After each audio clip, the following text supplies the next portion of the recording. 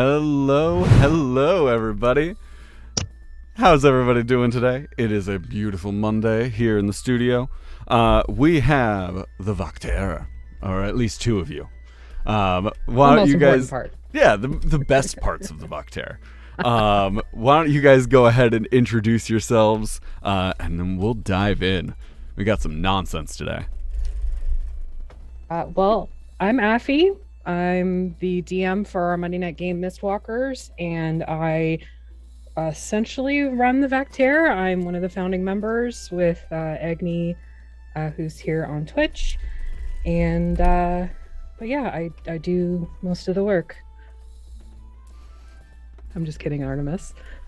I was leading into you saying, wait a second, bitch. So I'm Artemis, and I DM our Fixies 5 game on Friday nights and play an Affy's game on Mondays and drive her insane all the time. And yep. Confirm. Yep. I am the social media manager and the content coordinator for the Väktare, and a lot of other things that I always forget every time somebody asks me this. Village crazy. Yep, that too. Yeah, that's important. There you go. Yeah. Artemis is also the reason that our channels know each other, because Artemis just randomly wandered into our stream one day and then never left. Yep. Which we appreciate greatly. We love that. We do.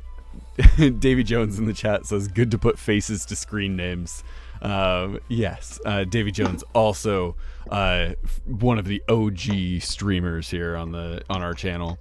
Been with the chat for forever. Okay, so when you guys got into the call today, we didn't really have a whole lot of plans on what we were gonna do today. But I at some point we're gonna play Smash or Pass with monsters from the new Spelljammer book. Yep. Because how could we not? They're right there. We will get to that. Before we get to that, I want to talk about what you guys are doing on the channel, because I know you guys are busy. You have stuff happening. So, what are some cool things you guys are doing? Games. You were cutting out. Oh, Yeah, I lost you. it did click a little bit. Is that okay? That's Yeah, better? there you go. There you go. Okay, sorry. So we have our Monday and Friday games, obviously, which are two long-running campaigns. Are those And- 5e? Yes, they are 5e, but there's a lot of homebrew stuff in it. And they actually are part of a macro storyline across all the campaigns that we've run previously and are running going forward. Mm-hmm. They haven't tied in too much yet, but there's been hints here and there of crossovers and bits and pieces from one spot to another, and it's not just Tusk love or porn books, erotica existing in both, Which does happen, to be which fair. does happen because I come up with something and it shows up in Artemis's game or vice versa. Yep.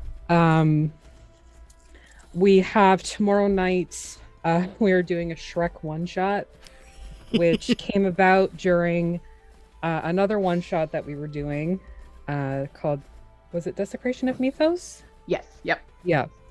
So we did Desecration of Mythos, and our good friend of the channel, Beats by Becky, was in it, and somehow we got talking about Cedar. Shrek. Cedar is how we got talking about Shrek. Of course it was Cedar. We got talking about Shrek and oh my god, we should do a one shot, and it was just a joke, and now all of a sudden it's happening.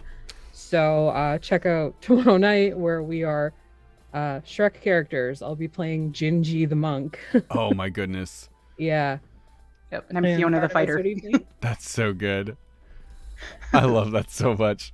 It's so wrong. It's wrong. I think one of my all-time favorite musicals is Shrek the Musical. It has so good. It has no right to be as good as it is. No, it doesn't. But it is incredible. We will not be singing. Unfortunate. Much. Well, we might smash mouth a little bit.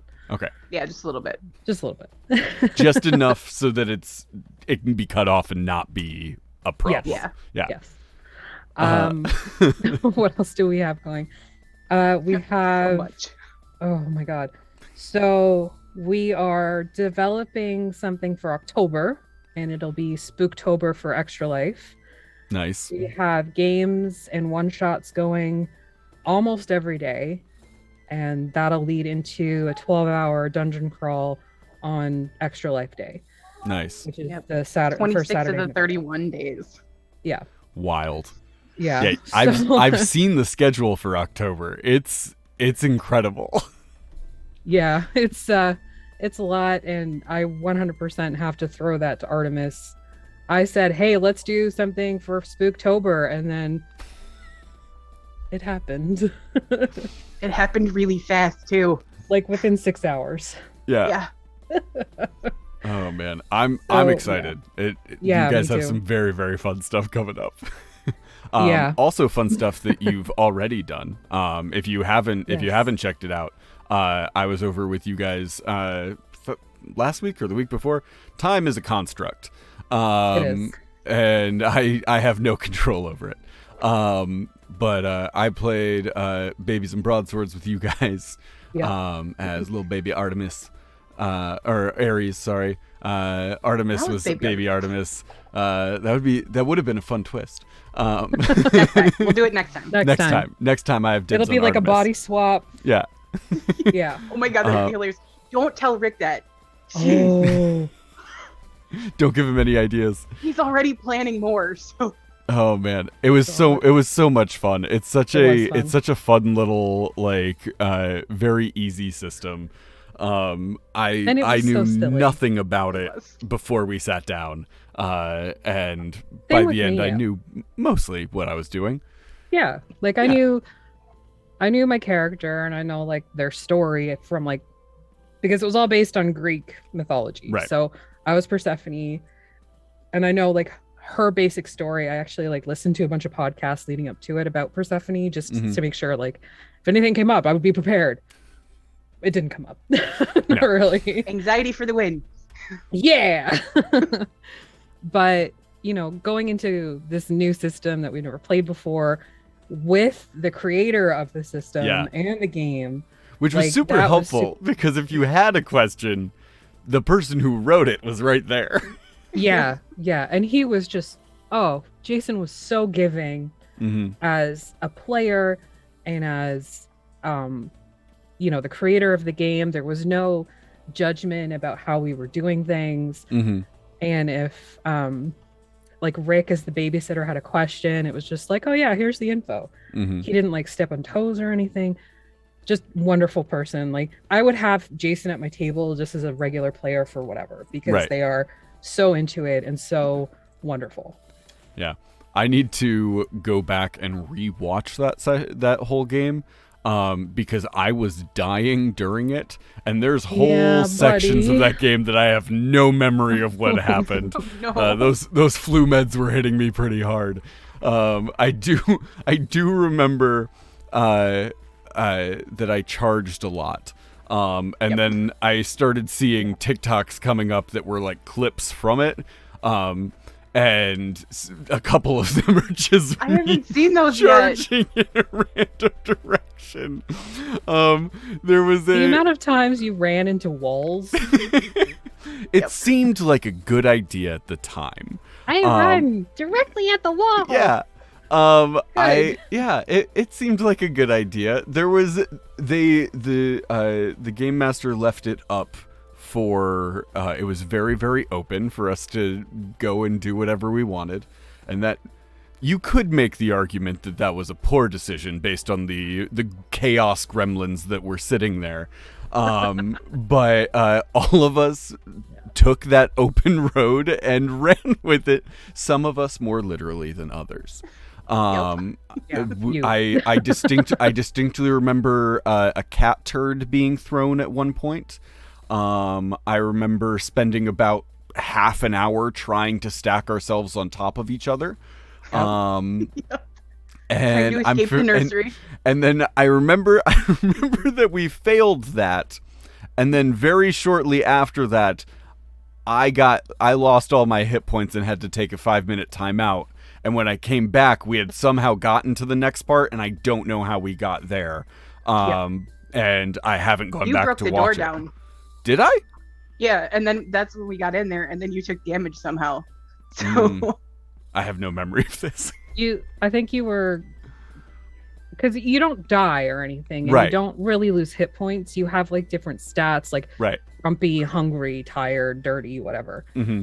And you just have to take like a 5-minute nap. Right. And the way that Rick runs the game, if you have to take this time out or a nap or whatever, you actually have to leave the table. Right. Yeah. So because we're a virtual table, you literally just walked away. I had to from the get up computer and for I 5 had to minutes. leave my desk and take out my Yeah. headphones and walked into the other room and said hi to my fiance. And she was like, "Are you done already?" I was like, "Nope. I'm on a timeout. I'm on a timeout. I'm not allowed to be at the table right now." Yep. It was very, very fun. Also, for anybody who has been looking for an excuse to see me in a toga, there you go. I wore it for the entire stream. Yes, you did. And do I have regrets about that? Maybe. Are we going to talk about them? No. Moving on. I don't feel like you should have regrets about it because it was great. I was also in a toga made from my D20 blanket. Yes. So. Yes. Which is also very, very good. I had a blast with that game. It was so much fun. And then I've played... What was the other one that I played with you guys? I did something else with you guys. Another one of Emily's one-shots. That one was... Was that the first one? It was the very first one-shot we did with other people. Shoot. What was that? No. It was fun. That's all I remember. Oh, the Manse of Argent Wood. I just went into my one-shots. I played a very dumb character. I don't remember what it was, though. You were a Furbolg, and you were the all-terrain Yeti. Yes. That's right. And you did admit to us, I think, when we were getting ready for Babies and Broadswords, that you usually end up playing like himbo characters. I do, and I don't know what it. I was talking about this recently with somebody. That I feel like what it is that I'm so used to running games. I'm always in the GM seat, and so I know a lot about game stuff. And so a very easy way for me to separate my like player knowledge and character knowledge is just my character has no knowledge. And I am just big and dumb, and that is the character that I end up playing. Or I play small and dumb. I almost always make intelligence and wisdom dump stats for characters that I play, because I don't want to have to deal with it. Every once in a while I'll play a smart character, and then I also always feel like if I play a smart character, I'm going to end up in the center of things, like leading a party or like controlling things, and I never want to be in that position when I'm playing. When I'm playing, I just want to like let the nonsense reign. Let chaos reign. Yeah, let chaos reign. Yep. I get it. I'm sort of in the same boat. I try very hard not to be completely like in there when I'm as a player. Mm-hmm. I know in Artemis's game, like I do sort of play this Warforged Shimbo, like bimbo.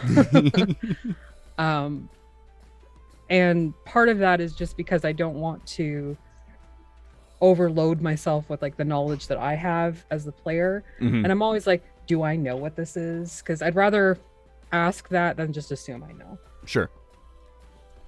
Yeah, I think maybe that's just a GM thing of like, we like a good dumb character. Yeah. Or we just like to not be in charge when we're playing. Yes. I will say a really great example of that is actually the first season of Exandria Unlimited. Yeah. If you watch that, Matt Mercer's character is just a bohunk himbo, like just so That's very dumb, true. but so precious. Yeah, and if you look at like Misfits and Magics from Dimension 20, Brennan Lee Mulligan's character is not dumb, but he's very much like, I don't want to be the chosen one. Please stop making me the chosen one. I don't want this. Yeah, it's fantastic. It's very fun. I love that dynamic. That leads into a very fun question of what is your like go-to character? Do you have a race class, any of that you tend to lean towards when you're making a character? I love tieflings. Tieflings are good. So if I haven't played a tiefling in a while, especially, I'll roll a tiefling. Roll with a tiefling. But as for like class and everything else, it's just I usually end up. I'm sure Artemis will agree. We usually end up being like filler.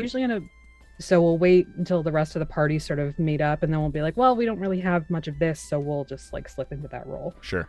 And I know a lot of my characters are generally badasses. I try to like step away from that a lot. So I have things like, yes, Ram in Artemis's campaign on Fridays is very much a badass, but only in the sense of literally built for war, and she's a barbarian. But otherwise, she's like this little delicate cinnamon roll. She is. That will not like hurt anything other than Bob. And if you don't get that, you'll have to watch our episodes because it's a running joke. For 12 episodes now.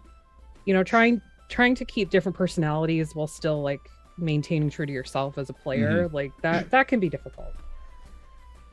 Yeah, I agree. I love a tiefling though. A tiefling is just a solid choice. Do you tend with your tieflings? Do you keep them? Because I find that there's two camps, right? There's the people that when they play a tiefling, they're like, I'm pretty close to a human, but with some differences. Like maybe I have like slanted eyes, maybe I have horns, like maybe I have a tail, something like that, but I'm pretty close. Or do you go like, I'm basically a demon, but I'm small? Basically a demon, but I'm small. There you go. That is the better camp. Just unapologetically this demonic character. And you know, if people don't like it, they can like screw off. It's fine. How about you, Artemis? What's your default character? What's your go-to?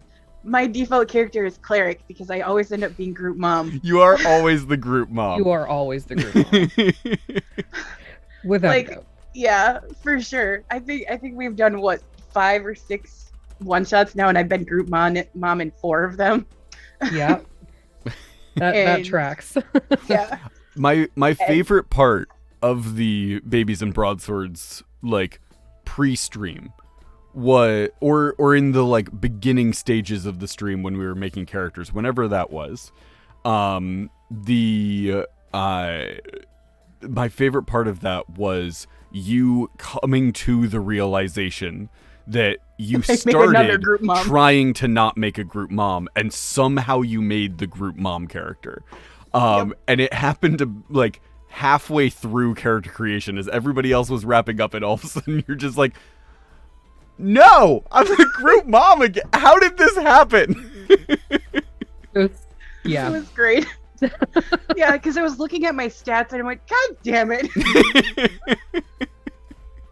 Like completely unexpectedly. Completely unintentionally. Just I don't even do it on purpose. It just happens. It's so good. Oh man. Race-wise, though, I like tieflings as well, but I'm the opposite. I like the ones that look more humanoidy, but with horns or you know, stuff like that.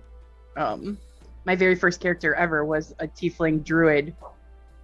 So, and she had, you know, like normal colored skin and horns. So, my fiance is playing a character in one of the games that we play in that she was born to a family of humans or elves or something, and so she looks very much that same way, except her eyes are yellow and she has a tail, and she has horns, but her horns are like antlers, and so she's a druid, and so she's built a headdress around the antlers so that they look like just a normal like druid headdress.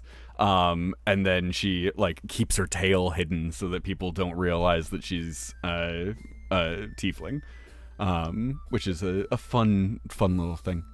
What was it? So you said your first character was a tiefling druid. What was their story? Who were they? Oh boy, I don't know if I even remember anymore. She was. It was in a homebrew campaign for my friend Steven, and I remember we derailed it very quickly because he made the mistake of he told the barbarian, who happened to be a bugbear, that they could take, I think he said it was it ended up being something around 10 casks of wine with him, because his carrying capacity was ridiculous. I did the math one day, and we had stolen enough of this wine to make 11,000 bottles of wine. So we opened a bar and completely ignored his campaign. I love a group of adventurers who realizes that they could just retire. I accidentally gave one of my groups, actually Davy Jones, his group that I run for. I gave them a quest that took them to this really exclusive high-end casino, and very quickly they started talking with the brothel of the casino that catered to high-end clients who were into some really kinky stuff.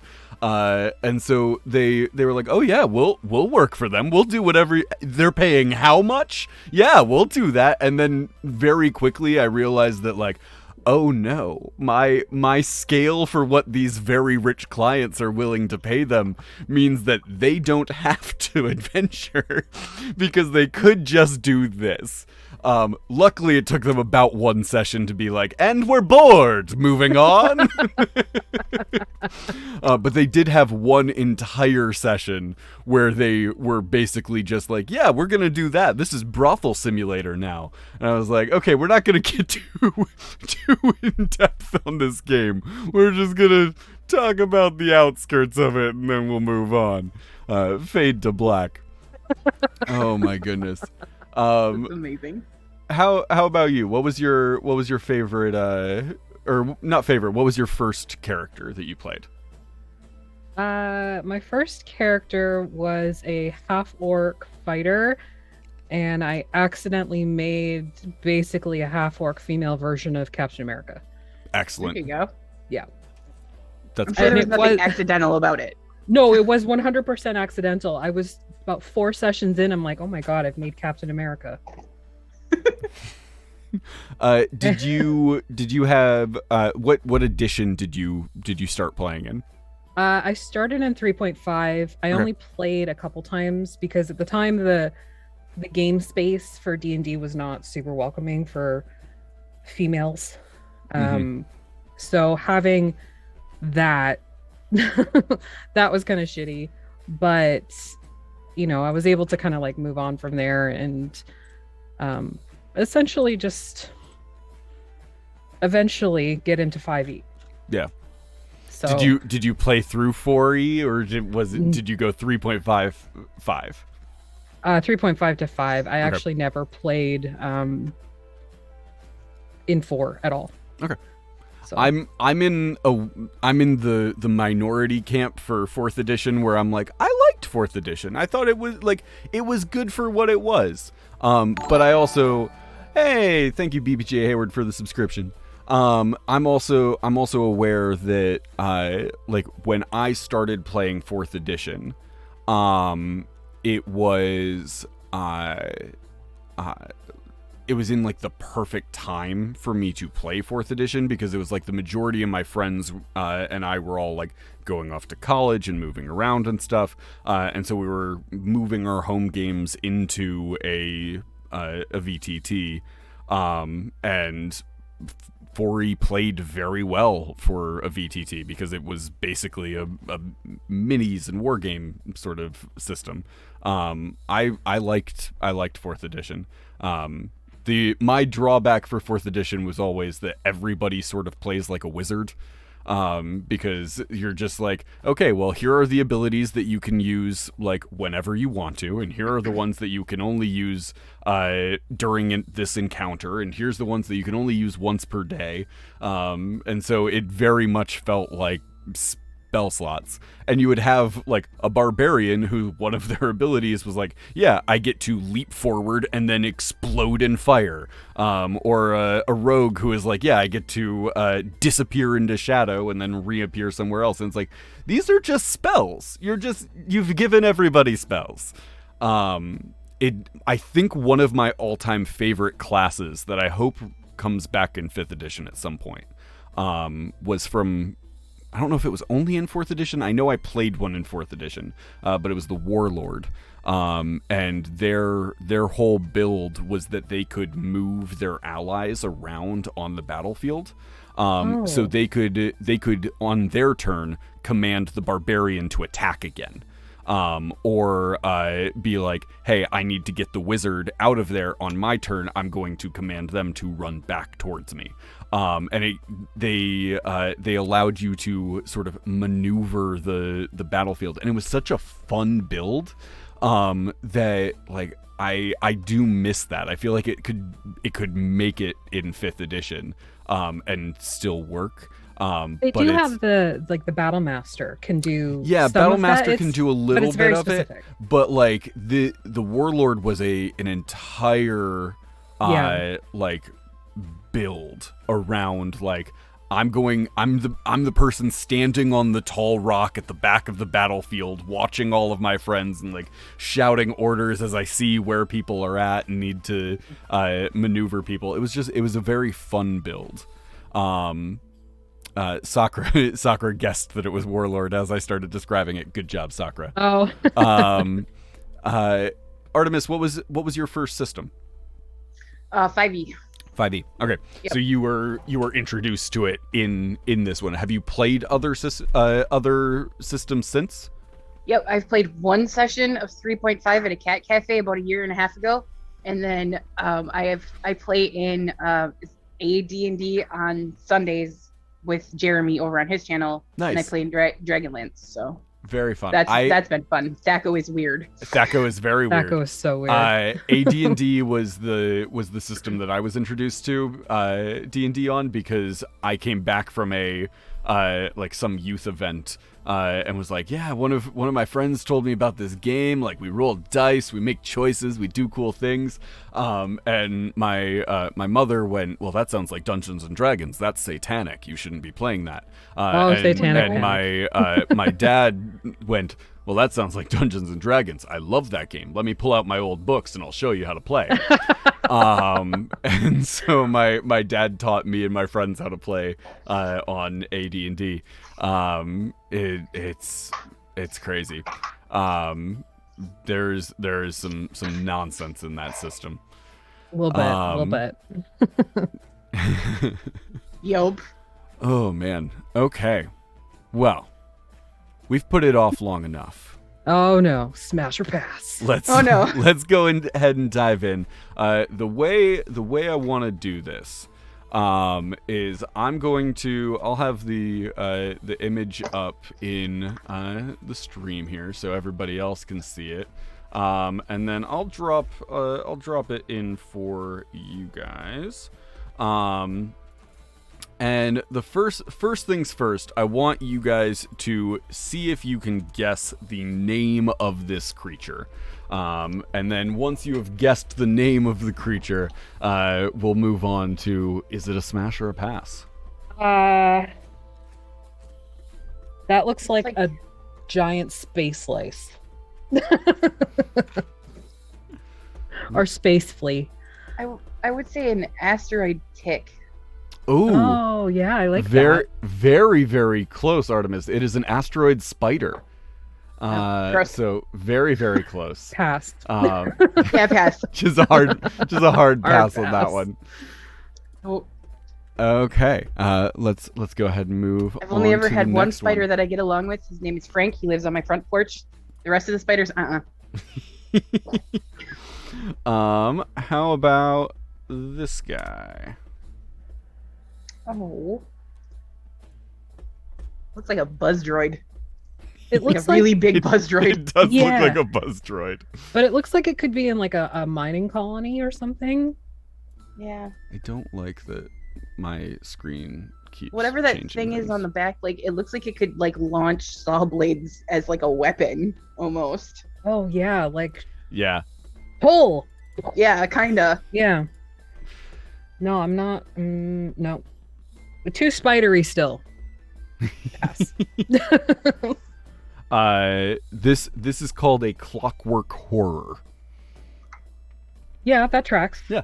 And that is exactly what that is.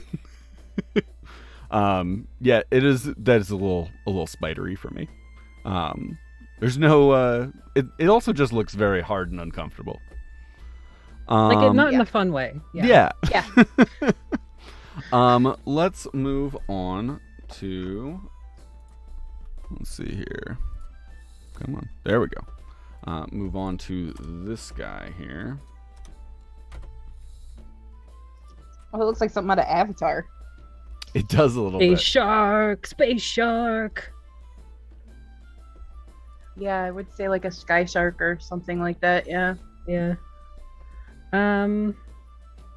It's sort of like pterodactyl vibes though too. So like Terra shark. Yeah, kinda. This is a Star Lancer. Ooh. Mm. I'd fuck with that. Which it could also. I don't know if Star Lancer refers to the like flying creature or the person on its back. But I'm gonna go with the person on I'm its gonna say back. it's both. Oh yeah, maybe. I'm just thinking because it looks like the guy on the back has the lance. Mm-hmm. That's Right, but fair. the thing on its face But though could be. See, that's where I went yeah. as well. Is the whole thing is just sort of looks like a lance. Yeah, and it is Uh, sort of star shaped. It is. And I know that probably means stars as in stars in space, not the shape, but still. Still a pass for me. Still a pass. Yeah. Okay. How about this guy? This guy's potentially one of the worst ones, I think. Absolutely horrifying. Total Oh, I've smash. seen this one. I've seen this one before. I don't remember what it's called, but I've seen it. Oh man, that's horrible. Right? It's Disgusting. an awful creature. It This- kind of reminds me of like third Total Recall with the Yeah. the mutant in his chest, yeah. but like worse. This is an Eldritch Lich. Yeah, that tracks. Mm-hmm. It's Cthulhu's weird cousin. If we can just put like a bag over the stomach head, smash. Yep. Good to know where that line is. Yep. Let's throw it to this one. This Mem one's- says that was an adventure cover. this Yeah, one's- I knew I'd this seen it one's somewhere. wild. The Oh my beholder or the God. hamster? This is the beholder looking thing. It looks like, you know, in the like the end of the original Superman's with Christopher Reeve when Mm-hmm. like they're flying off into the space prison. That's what this reminds me of. So this is called a Fraktine. And it is actually the like mirror looking thing around the beholder. Oh. It is a two-dimensional creature that flies through wild space in the astral sea, folding and refolding like a piece of origami. When it encounters another creature, it flattens into a plane that resembles a trapezoid mirror, and then it can like absorb and trap people inside of itself. That's awesome. It's trapped to the beholder in there. Is that Yeah, what's happening? I think that's the thing here. Pass. I can't wait for Spelljammer with Jeremy because that's gonna be hilarious. Dude, I want to play Spelljammer so bad. I just picked up my copy of the books yesterday. I'm very they're excited. so pretty. Yes. They're Yeah, so Yeah, they're pretty. Jeremy's been stunning. showing me pictures. Okay. Let's go Hilarious. with this one. This one, I feel like I already know what the immediate reaction is going to be, but we'll throw it up there anyway. Well, this is spelled jammer, I think, of some sort. I mean, wouldn't hurt to smash. See, Yeah, you- it's Smash. see, you both say that, but then I have to tell you that this is actually this creature is called a gadabout, and it's not the person, it's It's the the thing on plant. its head. Oh, okay. Oh, I see. It is.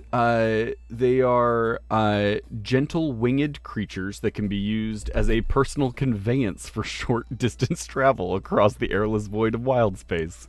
I mean, there Um, are people who fuck their cars. So that's very true. So it is the wings and the sort of like vininess around it. And I believe, yeah, and the like dome around its head. It creates like a little air pocket. Yeah, so it is a spacesuit. Which that is neat, though. I like it. Yeah. I love Yeah, I that love is the cool. texture on the wings too, because like Oh, they're- yeah. it is a plant creature. And you can see that it looks more like plant-like than actual like butterfly wings. Hmm. Yeah, that is really cool. I like that. Yeah, it looks more like Hey. petals. I think this one's one of my favorites. It's never good when somebody laughs like that and then sends us a When picture. the DM smiles, it's Here too you late. go. Oh Ugh. no, that is a pass. That is a walking space hemorrhoid. I would like maybe keep that as a pet, but no. I feel like you wanna hazard a guess at the name of this creature? space hemorrhoid, walking space hemorrhoid. That is my guess. Artemis, you have a guess for me? So it looks like it opens up on the top. Yeah, Man, This like it. this is I don't know. This creature is called a goon balloon.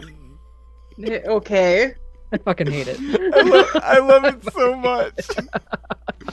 I also love that it has a feature that's just called unusual nature. The balloon doesn't require air, food, or drink. You don't say. Oh man, it's so good. See, it is a that 5 looks like foot something- diameter beach ball with clawed feet. Oh god. That looks like something that fell off of a Mind Flayer ship.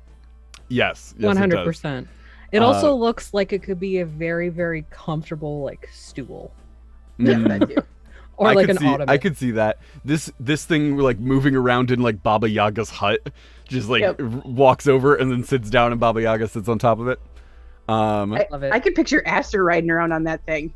for sure. Let's go to this one. Oh, That's fun. that That looks huge, whatever it is, because of the would the hurt for skeleton. Smash.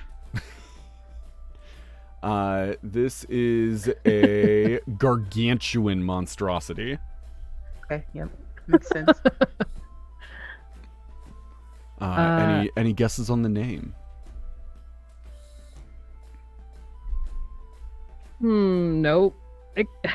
It's Canyon kind of crawler? got Tarask vibes a little bit, It does kind of have Tarask vibes. but also like elephant vibes with the tusks.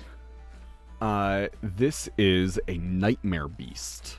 Yep, That tracks. that does track. That, like many things that I've seen in the Spelljammer monsters, yes, that is what it is. Like there's not a lot of names in this in those books where I'm like, oh, I don't know how they got that.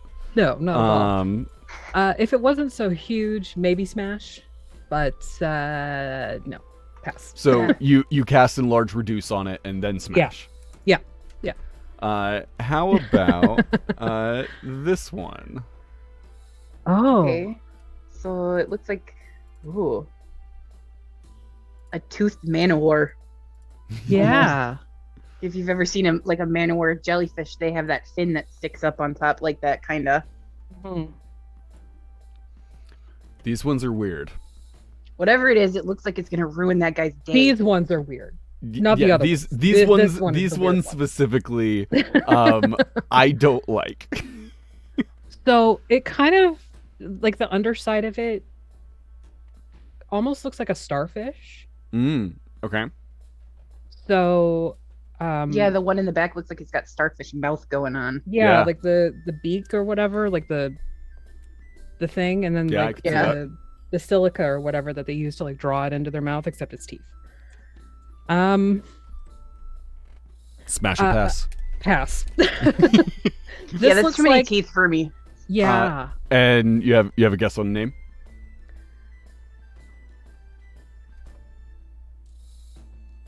I'm going Star Razor. It's a good name. Artemis. I don't know. I'm still kind of on the whole jellyfish thing, but like I would say, tooth sea slug. I don't know. This is a puppeteer parasite. Oh. They get onto you and they control you.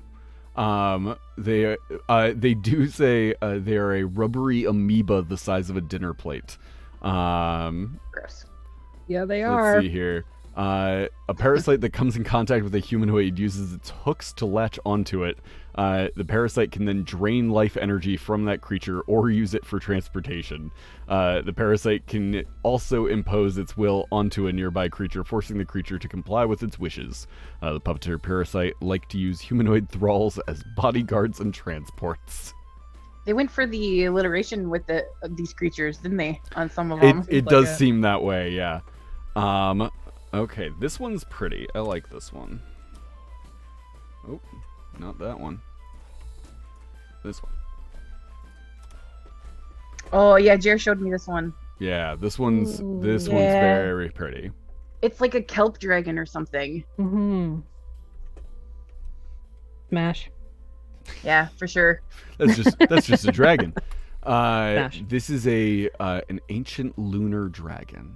It's just a little guy. I think it's very pretty. This is beautiful. I like that. This one I just feel like you guys are gonna like this one.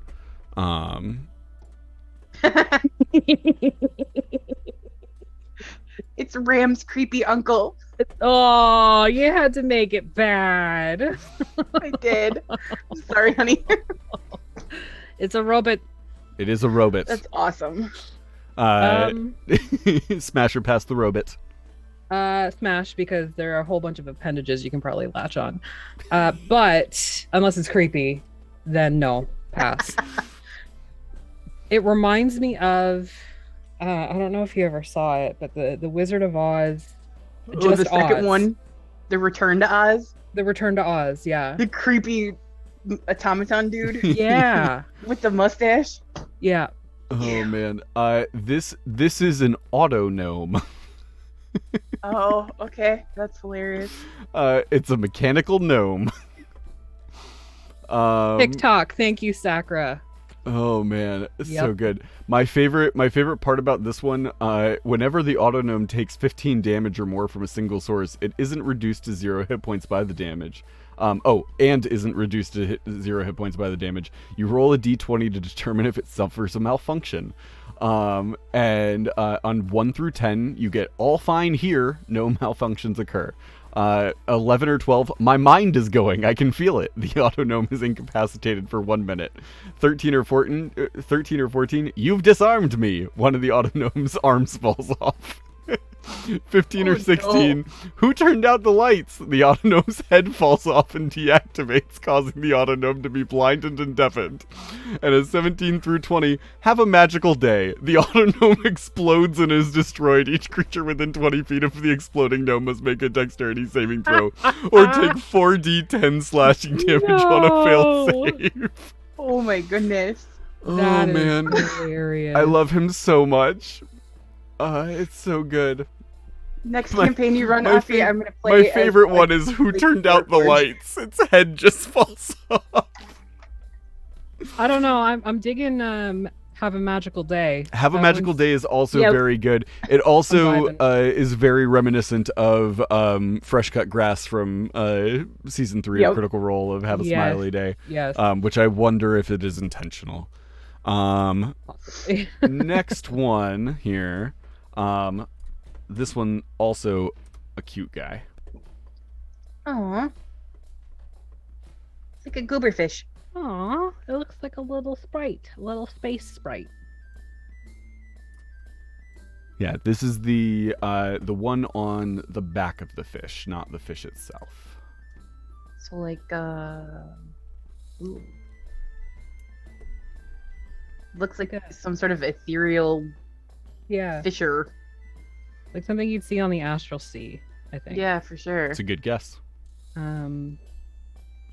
Yeah, like a nebula sprite or something. That's what I would go Ooh, with. good name.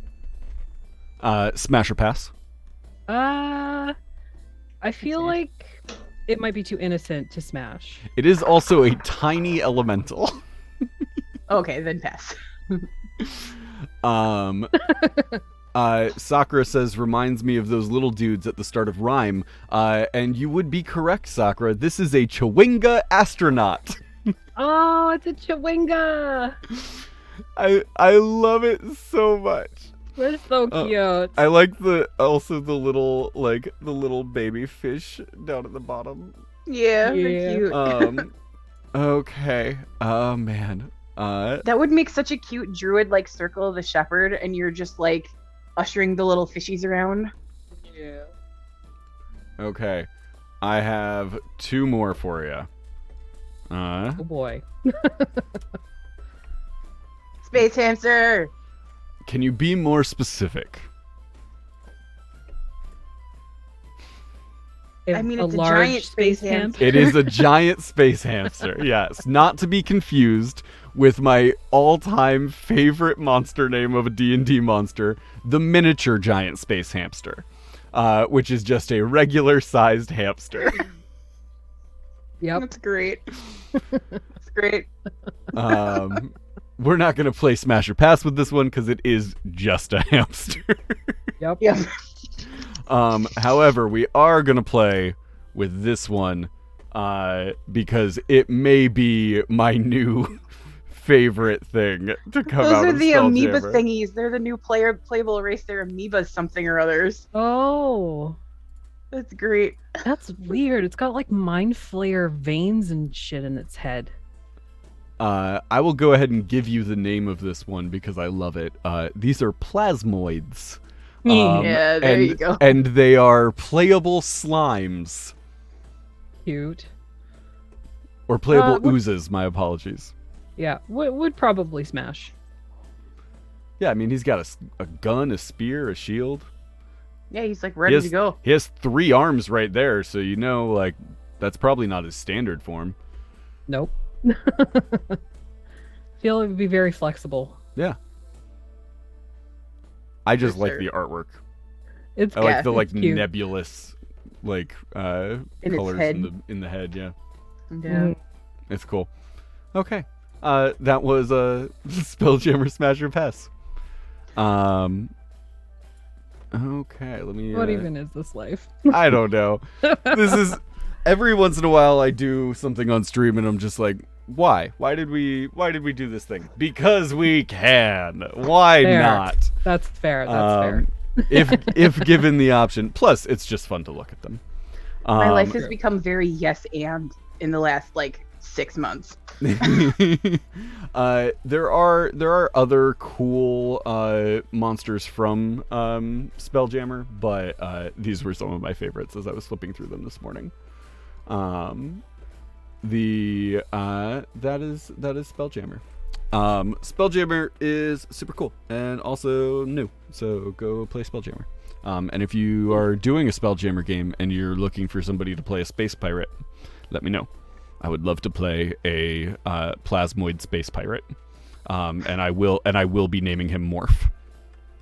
There you go. You should contact the Lich King, the Liching Hour. They have a bi-weekly campaign where they have one guest on Mhm. every episode, and they are currently in the Astral Sea. It was like pre-Spelljammer, but it's very Spelljammer vibes. I was on it a couple weeks ago. It was so much fun. That's fantastic. Yeah. Cool. I may hit them up. There's somebody at my door. Just give me 1 second. Ooh. Tell them to go away. You're busy. Let's all speculate about who's at Artemis's door.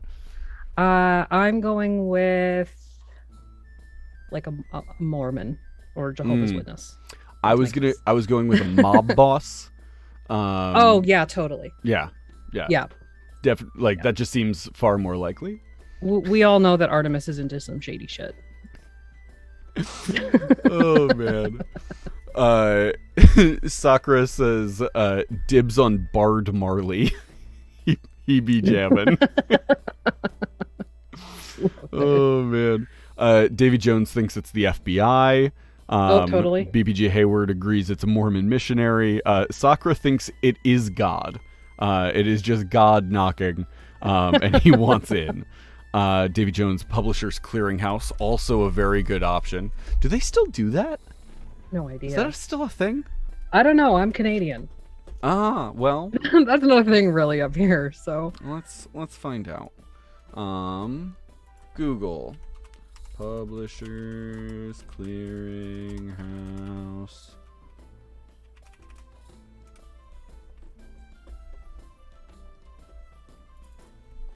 Still a thing? Question mark. Our Publishers Clearinghouse sweepstakes scams is the first result. Ooh, interesting. That I think is a very good question. Myth versus fact. Information Center.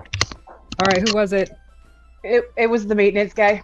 Lame. I know. Nobody guessed that. We had a mob boss. We had Mormons. We had God himself. The FBI.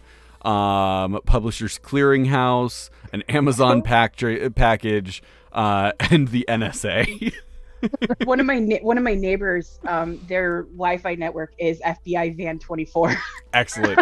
That was the name of my iPad for a very long time. There you go. I think I had a Bluetooth speaker as well called FBI Surveillance Van. That's so good. Classic humor. Okay. So we've talked Star Realm, or not Star Realms. That's a completely different thing. Spelljammer. Yes, it is. We've talked. Have you played Star Realms? No. It's a card game. It's very fun. It's a deck builder. It's probably the only deck builder game that I really enjoy. Is Star Realms. Star Realms. If you wanna, I think it's White Wizard Games. If you wanna sponsor a stream, I love Star Realms, and I have pretty much everything you've ever made for it. But we've talked Spelljammer. Let's talk just 5e settings. Is there one that you like? You're both GMs, so are you more like modules and settings based for your games, or like homebrew your own stuff? For my game, Artemis immediately shook her head. Yeah, Artemis is 100% homebrew. I'm in the same boat. Mine is actually based on Van Richten's guide. I've taken like situations and kind of like overlays that they provided, but I put my own spin on pretty much everything. Cool. Yeah, I buy modules and settings and stuff just to have like the source material from them.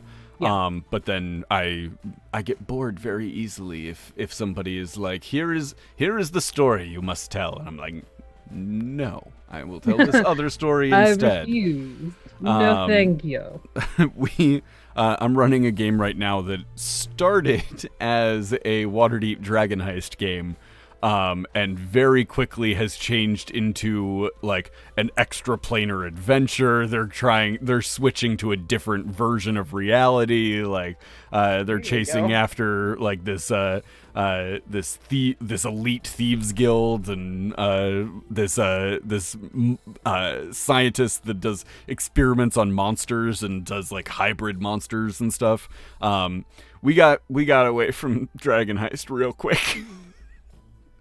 It did not take long.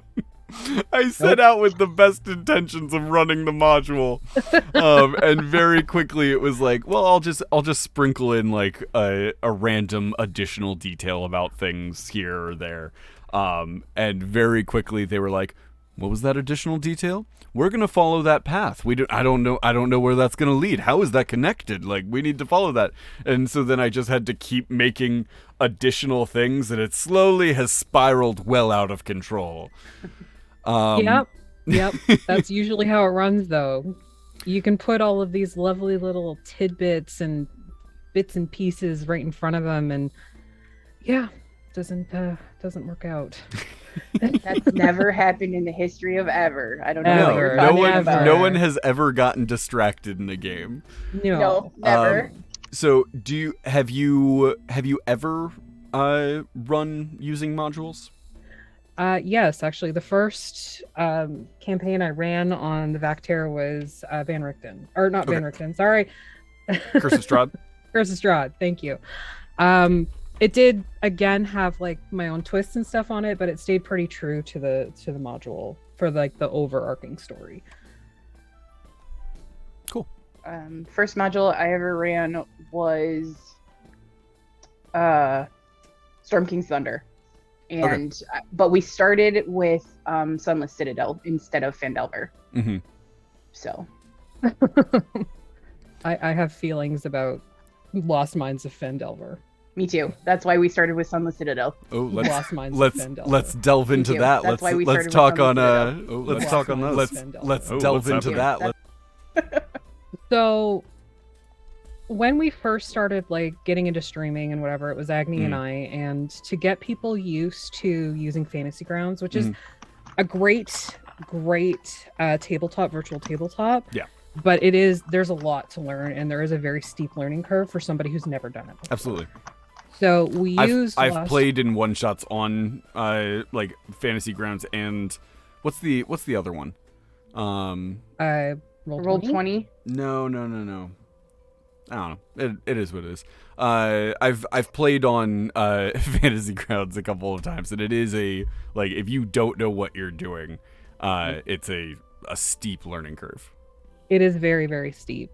And so we used Lost Mines of Phandelver as like the training module because it had a little bit of role play, it had, town exploration, and then like dungeon crawling. Right. So it had enough to kind of be able to both introduce somebody to D&D as a whole, but also Fantasy Grounds as a program. Sure.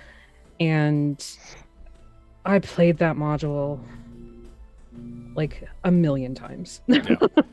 I know it like the back of my hand, and the amount of times that I have died to the bugbear at the very end, Yep.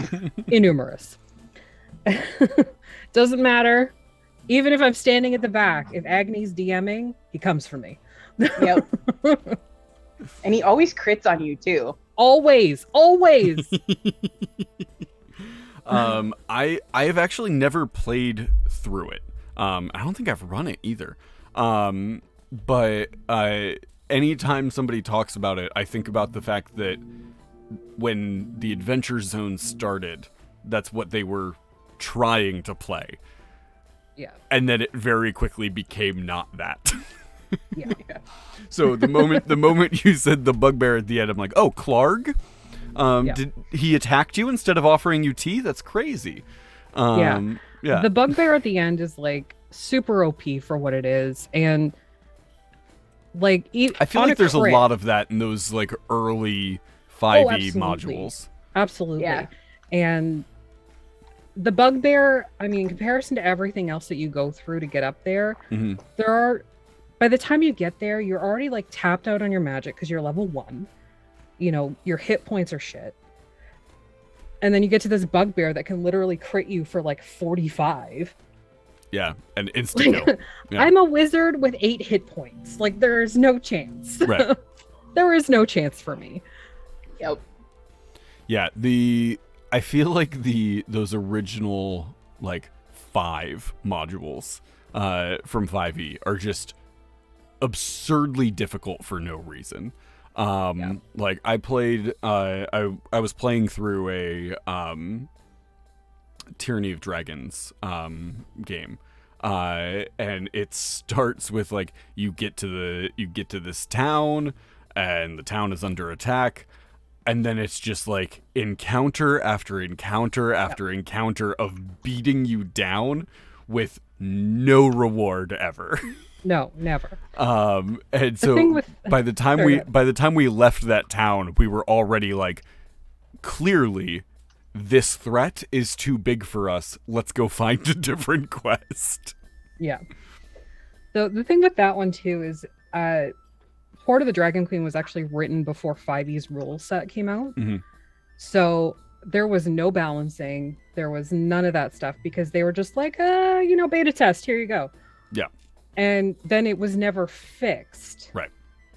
So you have like these beautiful compendiums. I have them because I did run that in person.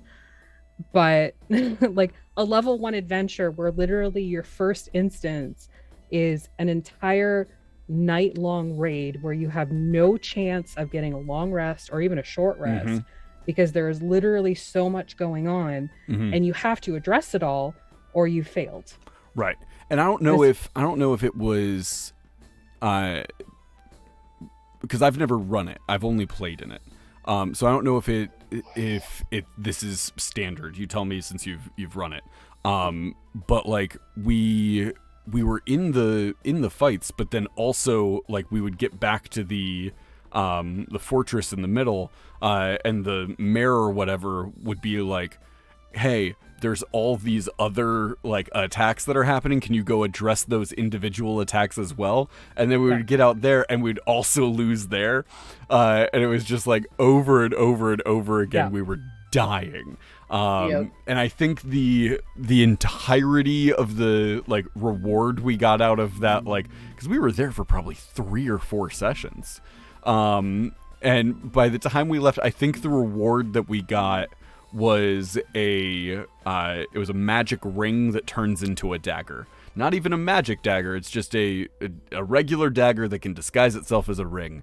And we were like, cool, this is helpful, I guess. We'll do something with this. It was we had a ton of fun, and I loved the group, but like it is punishing. It is, yeah. And it's definitely a grinder. Yeah, it's like they wanted to make sure you knew this is gonna be hard. Like buckle up, this is gonna be rough for you. And it's like, why though? Like, I want to be a hero. Honestly, I think, like, yes, a lot of that is true. You pretty much, whenever you go back to the fort, the mayor's like, help, everything is on fire and awful. So you have to go save, the wood grain, like the granary. You have to go save the temple. You have to go, try and find this one family that's wandering around out there. And, the payoff for it is shit. Yeah. Like it's shit for the amount of stuff you go through.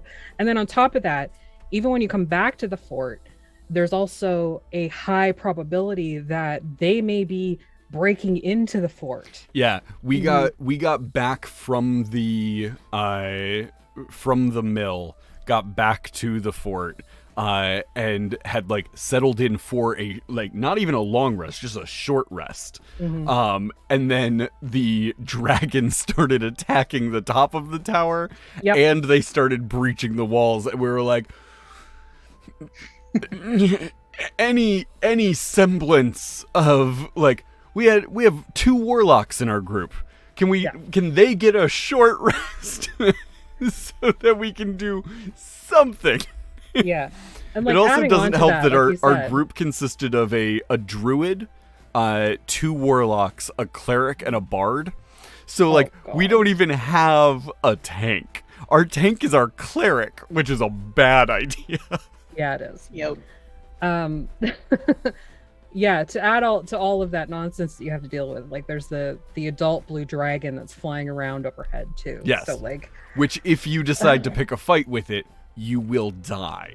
Absolutely, 100%. And then at the very end of the night, after you've been tapped and tapped and tapped and tapped and tapped, you have the one guy come out and he's like, I challenge whoever your strongest warrior is. It's like, dude, let me take a freaking break. Right. And Yep. he's like, I I'm going need to a start rest. killing people unless you send me out somebody to A fight. suitable warrior. Yeah. It's like, Yeah. We bitch. sent out our cleric and our cleric died. Yeah. Oh no. Like in that, at a level 1 adventure, there is no chance you can talk your way out of it. You can't Mhm. charisma your way out of it. You Mhm. literally have to fight the entire time. Yeah. Yep. It's like, Yeah. It's like I built a bard. I was like, I'm gonna build a bard out. It's gonna be great. Like, I'll give him like mad persuasion, deception, all of that, so that I can try and negotiate our way through some of these encounters. No, that is not an option in this one. Not at all. Maisie in the chat says it's like the module is a 6'6" pro basketball player blocking the shot of a 5-year-old. It's true. That's so accurate. It is true. it is rough. Yeah. Even when if we played you- that. Sorry, Sorry, go go ahead. ahead. No, go. When we played that, I played Tabaxi Grave Cleric, mhm. and it was like my character was the only one that made it through that night, because I was like, no, I'm not going out there. Yeah, it is wild that it is an adventure that essentially rewards you for refusing to participate, because Yeah. if you participate you will die. Yeah. Yeah. But like what is it? It's those two, the Horde of the Dragon Queen, and what's the other one? Rise of Tiamat. Yeah. It's those two, Princes of the Apocalypse. I've never played that one. The giant one. That's Storm King's Thunder. Storm King's Storm Thunder. King's Thunder, yeah. And Lost Mines. Were like the 5 right at the beginning, right? Like when 5e launched, it launched with these 5. And all of them were just like exceptionally punishing. Like there's part of me that wonders if it's because they wanted to make it clear that it wasn't 4th edition. But they wanted to stick with sort of the style of play of 4th edition, which 4th edition was very like, it had to be combat focused. And so like, I don't know, it was a wild choice from Wizards to just be like, yeah, these ones will wreck your day. It was very similar to like the old AD&D modules, where like if you're running through this, you're probably going to go through a few characters by the time you get to the end of it. Yeah, I think it would have been really good. I don't know if you've ever played in a funnel before. Mm-mm. With DCC. We've just recently started kind of like dabbling in DCC, and generally speaking, the funnel is where every player rolls like 4 to 6 characters, and they're all level 0, so they're all commoners. Mm-hmm. Yep. They all have like different jobs, and you can be anything from like a tomato cart pusher to like a dung slinger. Like some of it's ridiculous, but a funnel acts as like their starting adventure. That is their backstory. Sure. You will die. Like there is a very real possibility that you come to the table with 6 characters and they all die. So honestly, that first night in Greenest for Horde of the Dragon Queen could be run as a funnel. Sure. For sure. Because it's so deadly and so ridiculous and just overpowered. It will wipe out every character you make. The other way that my tables have gone about it is we actually do Lost Mines of Phandelver first, which gets us up to like level 3 or level 5, depending on how generous the DM is. If you're like a level 3 or something character going into that first night, you stand a chance. A little bit more of a chance. Your survivability is higher. If the dragon decides to attack, you still are destroyed. But you have, more things in your arsenal. You maybe have some magical artifacts. Like you would have things that would assist you in surviving the night. Right. But going in as a level 1, like, no. No, level 1, you're doomed. You are doomed. Like we made it through. We made it through without permanently losing any characters. Oh, that's good. But like, I think that we also didn't do half of the missions that were presented to us. Like we just outright refused after this, like, the giant raid on the fort. We were like, we're not going out there. There's no reason to. Like, give us a reason. I think we ended up, our druid could speak Draconic. And so they went up to the roof of the fort and were like yelling at the dragon of like, hey, maybe leave. And like, I think we ended up negotiating like some sort of deal of like, I don't know what they're giving you to be here, but like, we can give you stuff to go away and not be here. And the dragon was like, well, I mean, not being here is easier than being here. So let me, if I can get stuff for not doing anything, I'll take it. And left. And I'm pretty sure that's the only reason that we didn't get wiped out. Because if the dragon had stayed, he absolutely would have just continued to destroy us. Yep. I know there a lot of DMs who go into it, they may not know that it was, again, written before 5e rules. Mm-hmm.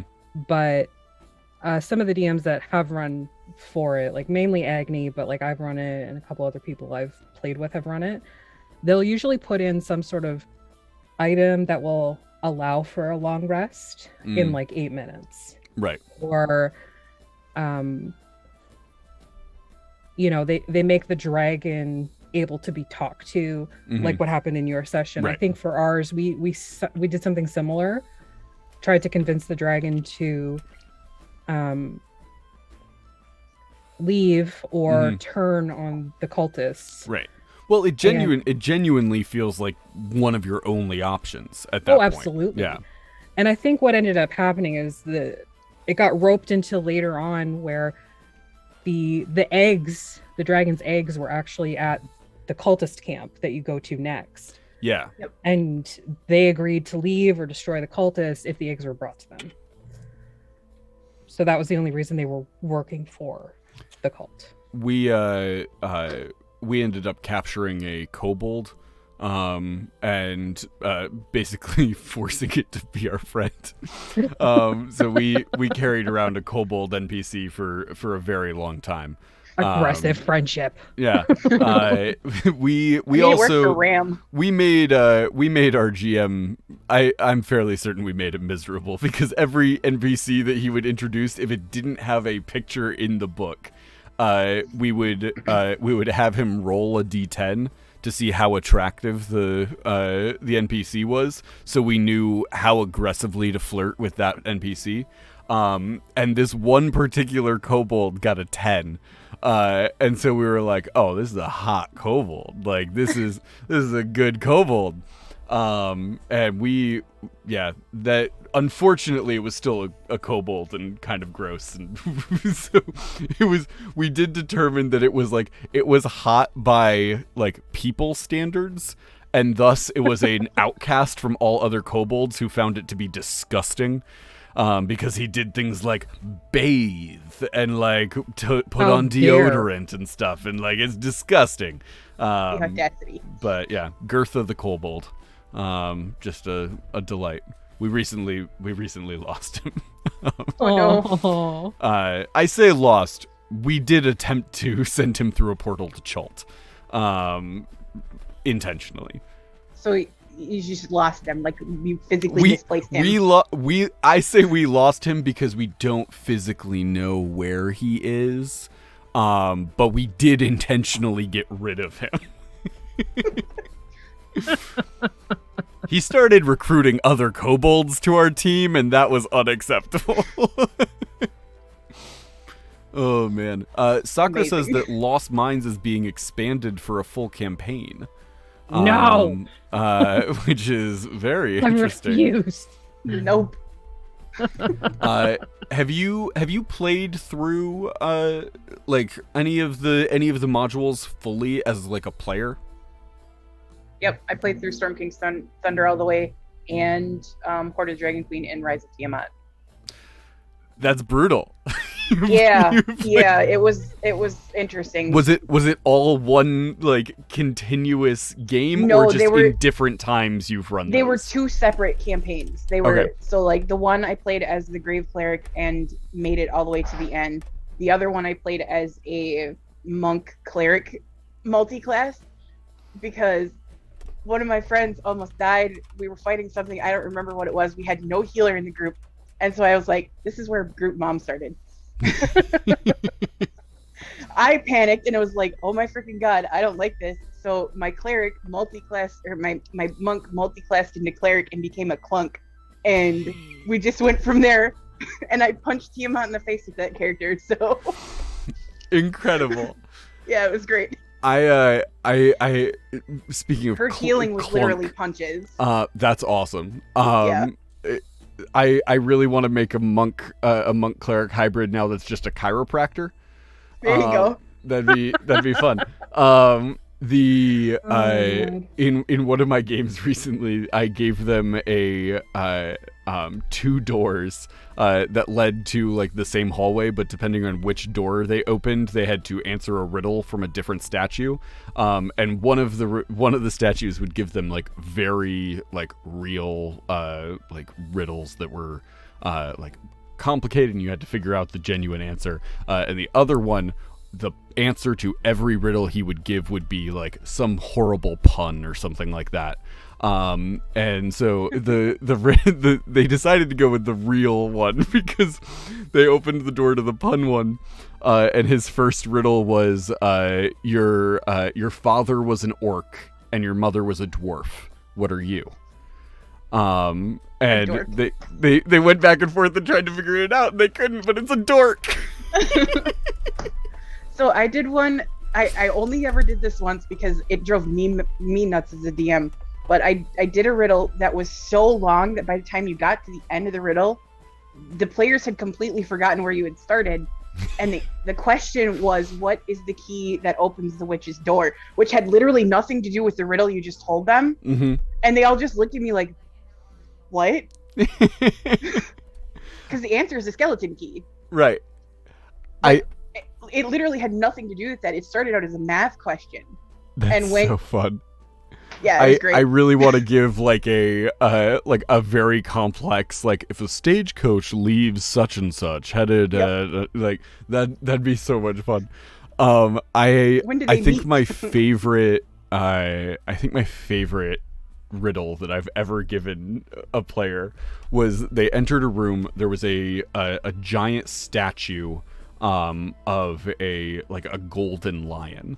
And when they walked in, the lion like turned and looked at them and said, "In order to pass this room, you must answer my riddle."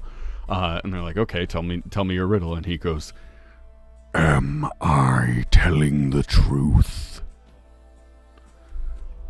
And they were like, okay. I don't know, like rolling history checks and religion checks. Do I know anything about like a golden lion? Is there like something? And he's like, sure, yes, you are telling the truth. And he goes, "No, I am lion."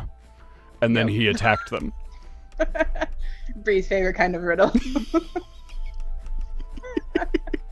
What is yours, Afi? What kind of riddles do you like? Because I know you're like the queen of riddles. So I'm not the queen of riddles. I just enjoy picking apart riddles and actual riddles, not stupid puns. Right. I know what you mean. I sprinkle them in. But yeah, what is a good riddle that you have done? I actually don't put riddles in my games because I think they're too easy. See, I do it for the opposite reason. I don't put riddles in my game all that often because I know that my players will become frustrated and not know how to answer it. My players are dumb. I love my players very much, but they do not enjoy riddles. I enjoy riddles. I don't enjoy kind of like sitting there waiting for somebody else to solve the riddle, going, God, you're so dumb. Not that I would actually do that, but I would just be like, I do always have the issue when I'm playing of like, because I play big dumb characters, that like I might come up with the answer to the riddle, and I'm like, there's no way my character would know the answer to this riddle. No. And that's always an issue too. Like my intelligence on my character is my dump stat for this one. I have no clue. Mm-hmm. But I know the answer as the player. Right. Damn it. Yeah. And I love how Ram got unofficially elected the leader of the group, even though they're the barbarian. Yeah, definitely not the face. Definitely not the face. Oh. I mean, the leader is always either going to be the smartest person, the most charismatic person, or the strongest person. There is that, yes. Still, no, it shouldn't have been me. Yeah. I don't know how that happened either. I just run the show. I just attend and things happen. Yep, pretty much. So, Affy, you don't like punny riddles.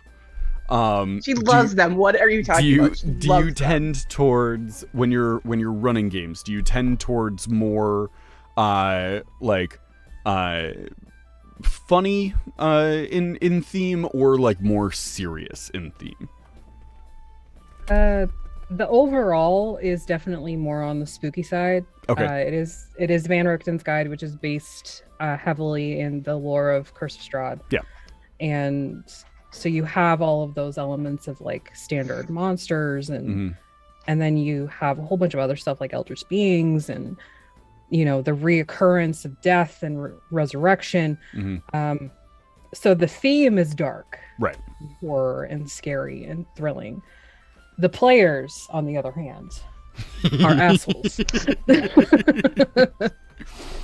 So I don't know what you're talking about. We didn't get stuck in a house for 4 sessions. No. They were stuck in a house for 4 sessions. You should know that. I get it. The hooligans are actual play. They have been in 3 different jails in the last few sessions. Oh no. They got arrested. They got put in jail. They got broken out of jail. They were brought to a different city. Once they got there, they were put into a different jail. They broke out of that jail, and then they got captured by a different person who has put them into a different cell. Perfect. Yeah, they're absurd. I love them dearly, but they can't stay out of jail. It's my party is great. Like when it is a serious tone, they can take it serious and play into that. But there's also like the heavy ADHD vibe. Right. So there's a lot of like over table talk and stuff. So sometimes it's hard to kind of like, okay, everybody, focus. But they will get into it like when the darker themes are in play. But they also have like, dark sense of humor, which is very, very common for people who are like EMTs and firefighters and stuff. So I feel like the player, like their characters having this sort of like dark sense of humor or making light of situations, right, that is totally on brand for somebody who's having to see and deal with a bunch of shit. Right. I've always said, like, if you're running a serious, like a seriously themed game, like you don't have to take everything seriously. No, absolutely. But your characters do. Your characters have to be aware that this is their life. Like it's not a joke game to your characters. But how they react to those situations can still be entertaining and funny. Oh, for sure. Without being a like I've definitely run the games where it's like every step of the way is going to be nonsense. And I've run games where it's like I think Hooligans treads a thin line of like the stuff that they're going through and the stuff that they're doing is very serious. Like it's much more serious than I originally planned it on being. But the characters are doofuses. And like a lot of the NPCs are very silly. There's NPCs that were just briefly mentioned at the end of our last session that'll be like fully introduced in tonight's game, that are Thrycreen, which are like mantis people. But they are twin brothers. They are barbarians. Their names are Thorax and Abdomenis. And I love them dearly and I'm so excited. But they are going to be just like, they take themselves very seriously. Like to them, Abdomenis is a very tough name. Hate it. Yeah. I'm excited. I hate it so much. Our campaigns on the Väktare have become very weird like that, where like they didn't start out being necessarily so serious, but there are some nights where like it gets heavy on some nights. Like I've only been in Afi's game for, I think this is like session 10 for us now. And our, like when Cedar and I joined, the tone changed a little bit. Because they spent the first like 11 sessions, I don't even remember what they were doing because it was so just all over the place. And I watched all of them. But then when Cedar and I joined, we brought a little bit of the drama with us when we came. Sure. I bet. Because Cedar is a trained actor for one thing. So like very good at improv and all that sort of stuff. And I like making people cry. So Sadist. I know. And my Friday night game, because it's all ladies and MBs, and it didn't start out that way, but it became I don't even really know. It just became this weird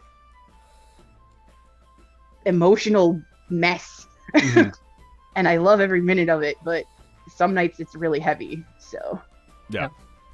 And Afi plays in that as the barbarian Warforged. The only one that is actually in touch with their emotions is the freaking robot. Yep. Yes. I love that. The rest of the group is learning from the robot who has PTSD. So does PTSD for a robot just come from like a corrupted file?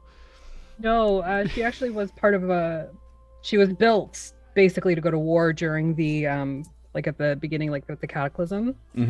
And she fought in a war. She basically was born, went through training, and then was right out in the field. That's awesome. So a lot of the way I've sort of been playing is that when she was produced or like manufactured or whatever, yes, the Warforged god was like aware, and you know, these are all souls and whatever, but she feels that all of the people, like the fleshies is what we call them. They did not realize that there was emotion and everything behind the faceplate. Right. So they're just, you know, they're robots. They don't have emotion. They don't feel. They don't have sorrow or anything. So that's how I've been playing her a little bit. Yeah. And I always like hearing the differences in like Warforged in people's homebrew worlds, where it's like, well, in Eberron, there's like a very clear laid out, like, this is what a Warforged is. But like, if you want to play a Warforged in a world that's not Eberron, what is that? And I've heard some very, very cool explanations for Warforged from people's homebrew worlds. I think my favorite one is that in the process of making the Warforged, celestial souls were actually like pulled into the form, so it is like they have souls. They're like fully living creatures. They're not just robots. So it goes like a step beyond like I have thoughts and feelings because I'm programmed to. And like I always thought that was super cool. I love Warforged. I love robots in fantasy setting. It's very, very fun. I ran a game for a little while that I called Eberron Outlands. That was sort of tangentially set in the Eberron world, but way far away from any of the big cities. And so it was just like the Wild West. And you had like robot cowboys riding around on dinosaurs and shooting like enemy outlaws and stuff like that. It was so much fun. It was just nonstop nonsense. So the Warforged in my game are based off of the Geth from Mass Effect. Okay. And the Warforged in my campaign, they have like a collective mind that they can tap into. Cool. Like a where network. Like so like when they're close together, because the way that Geth work in Mass Effect, when they're close together, they can work in concert with each other or function as a single unit. And so I have my Warforged set up the same way. When they're close together, they can communicate with each other. And the more that are together, the bigger that network is. And there's a group of them that are like in the material plane now that are cut off from the rest of them that are back in Mechanus because the Divine Gate is in the way. And Afi's character Ram was one of the ones that was left behind. So she's going through learning all of that fun stuff, which has been interesting to explore. Yeah. That's so cool, though. I like that a lot. Let's see. I'm running out of time, so I'm skimming through my my questions here, see which one I want to end on. Oh, here's one. Okay. What is you both run games on stream? You both run random one-shots and stuff like that too. What is one shot idea that you really want to run that you'll probably never get to? All of them. Just all of them. Like there's not enough hours in the day to get through everything that I would like to do. Well then what is one shot idea that you're like, this is a game that I really am excited to play? That you are like, maybe it's something that's just bouncing around in the back of your head. It's not even fully formed yet. It's just an idea. She's got to be careful telling me these because she knows I'll make them happen.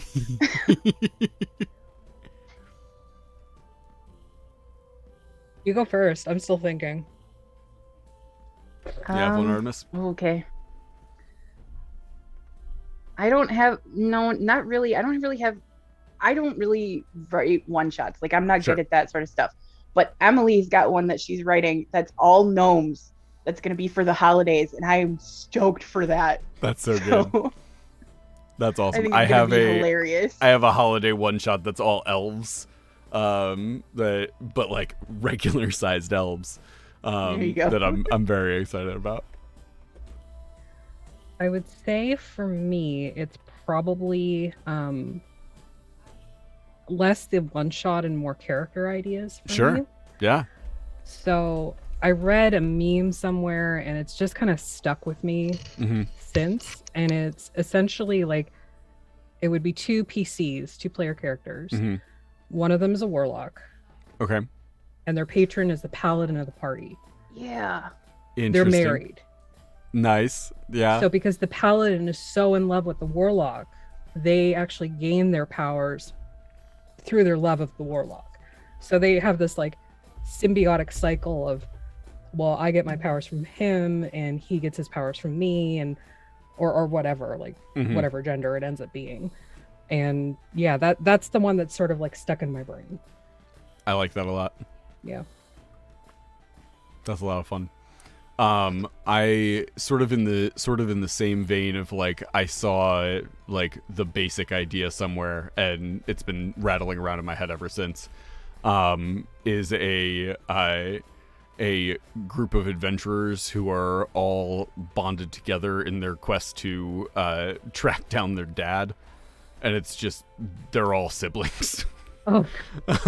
And then the like at the end the boss is their dad, who is an old bard. Tell me you have daddy issues without telling me. Yeah, You have and then daddy issues.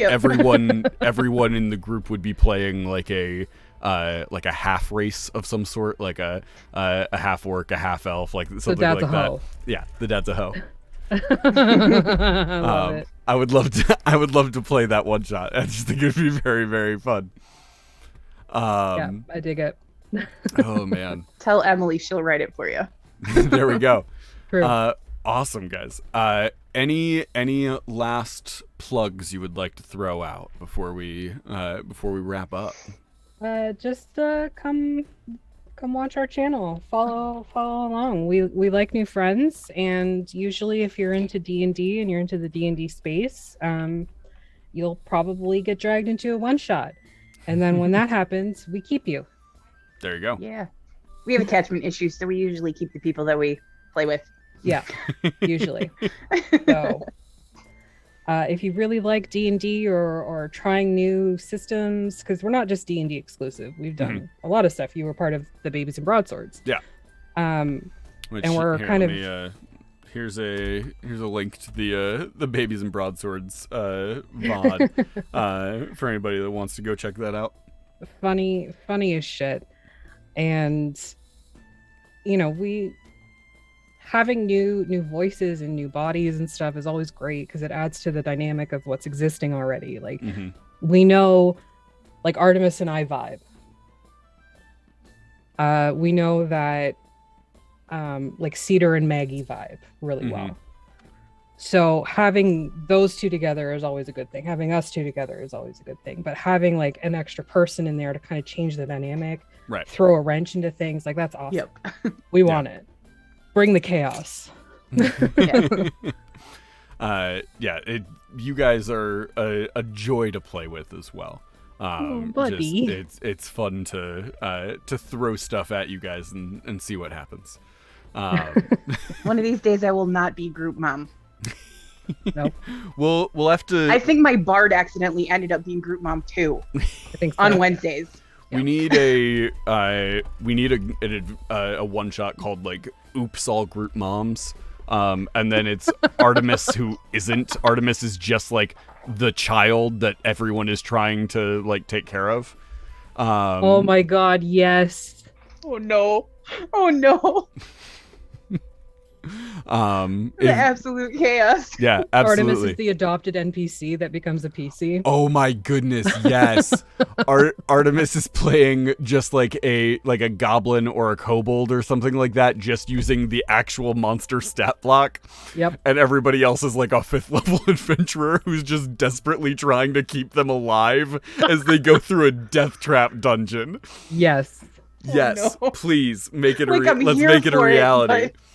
Oh my goodness, that's so funny. Yep. Oh I would man. keep like wandering into traps and stuff. Yes, yeah. absolutely. The rogue is like, okay, I roll for investigation, and like as they're rolling and tallying it up, you're just like, I run down the hall. Yep.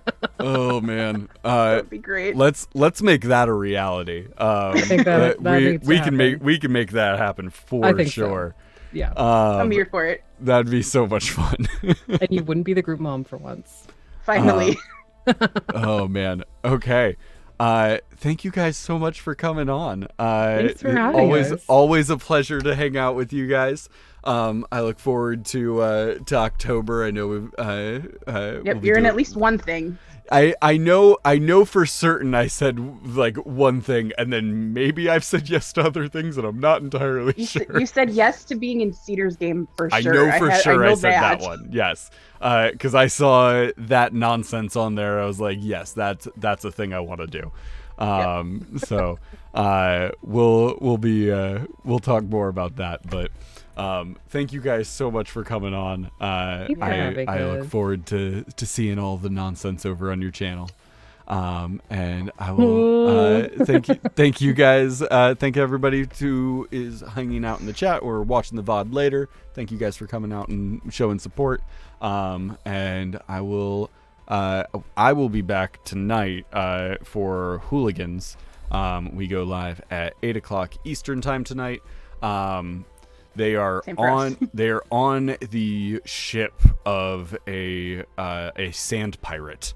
So they're somewhere in the Dune Sea. They have no idea what's going on. And we'll be jumping in there to see what's happening. Vibes.